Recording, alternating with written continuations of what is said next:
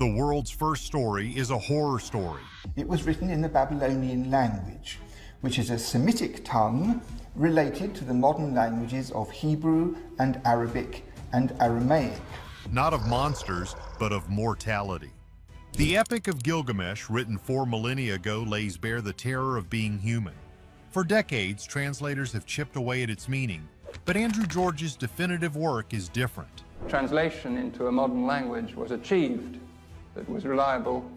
Artists, poets, musicians, dramatists, operettists, librettists have fed on the ancient story of Gilgamesh and turned it into their own property.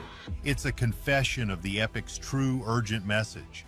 The story of King Gilgamesh isn't just history, it's a chilling prophecy, and it feeds into wild theories about ancient visitors and a catastrophe that reset the planet. The ancients tried to warn us. The man who found Noah's story. In 1872, in a cramped, dusty room at the British Museum, a man named George Smith was about to change the world.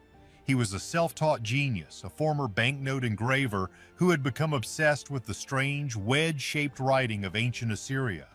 Cuneiform.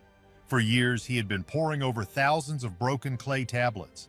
These weren't scrolls, they were the shattered remnants of a royal library, the library of King Ashurbanipal, dug up from the ruins of the ancient city of Nineveh near modern-day Mosul, Iraq.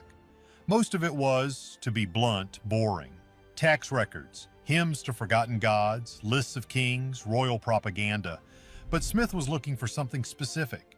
He was a deeply religious man in the strict Victorian era, and he was hunting for any connection, any proof of the stories in the Bible. And get this, on one fateful day, he found it. He was translating a particular fragment when his eyes went wide. His hands began to shake. The tablet was describing a great flood. It mentioned a ship built to escape the waters, animals taken on board, and a bird released to find dry land. It was the story of Noah's Ark, plain and simple. But here's the catch. This tablet was not from ancient Israel. It was from Mesopotamia. And the language it was written in, Akkadian, was far, far older than the oldest known copies of the Hebrew Bible. We're talking centuries older. This wasn't just a wow factor, this was a historical earthquake. Smith, upon realizing the full implication of what he was reading, was so overcome that eyewitnesses say he stood up, began pacing the room in a state of wild excitement, and to the shock of his reserved colleagues, started to tear off his own clothes. He had found the first independent, non-biblical account of the Great Flood.